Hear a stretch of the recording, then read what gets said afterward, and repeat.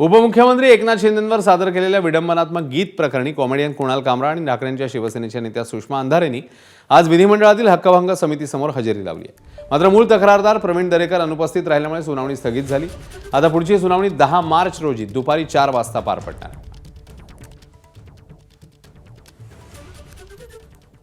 आप मुंबई में क्या जो कंट्रोवर्सी हुई पर हमला हो सकता है। ये हमला है मेरे ऊपर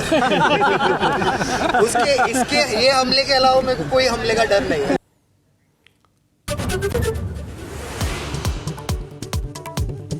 अजित पवारांच्या अपघात प्रकरणी सीबीआय चौकशी करा, सुनेत्रा पवारांची मागणी। पार्थ पवार, प्रफुल्ल पटेलांसह सुनील तटकरेंनी घेतली मुख्यमंत्री फडणवीसांची भेट। उपमुख्यमंत्री सुनेत्रा पवार ॲक्शन मोडमध्ये। अल्पसंख्याक दर्जाच्या खैरातीबाबत सखोल चौकशीचे आदेश, तर मंत्रालयातल्या लाचखोरीवरूनही मंत्र्यांकडे नाराजी व्यक्त। उणवा जमीन व्यवहार प्रकरणात पार्थ पवारांचा संबंध नाही, चौकशी समितीचा निष्कर्ष। तर विजय कुंभार, अंजली दमानी यांचा क्लीन चिटवरून आसूड।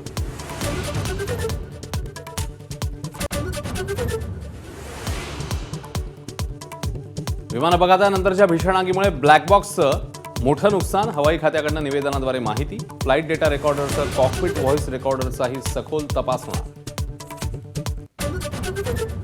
अजित पवारांच्या विमानातील ब्लॅक बॉक्सही राजकारणापासून सुरक्षित नाही, रोहित पवारांची पुन्हा शंकेची सुई, तर ईडीसह तपास यंत्रणांच्या कार्यक्षमतेवरही बोट। टिपू सुलतान संदर्भातल्या वक्तव्यावरनं हर्षवर्धन सपकाळांची दिलगिरी, तर भंडारा अहिल्यानगरसह ठिकठिकाणी सपकाळांविरोधात आंदोलनं। पश्चिम महाराष्ट्रामध्ये फिरकू न देण्याचा सकल हिंदू समाजाचा निर्धार।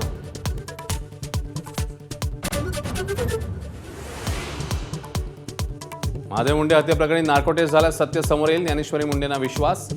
दोघांची नार्को तर एकाची ब्रेन मॅपिंग टेस्ट होणार असल्याची माहिती। एसआयटी स्थापनेनंतर चौकशी लपेल।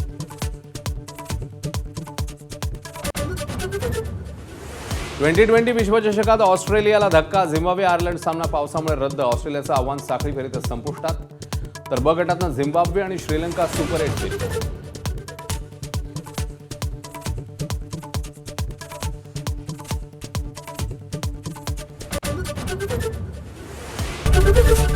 एबीपी माझा, उघडा डोळे बघा नीट।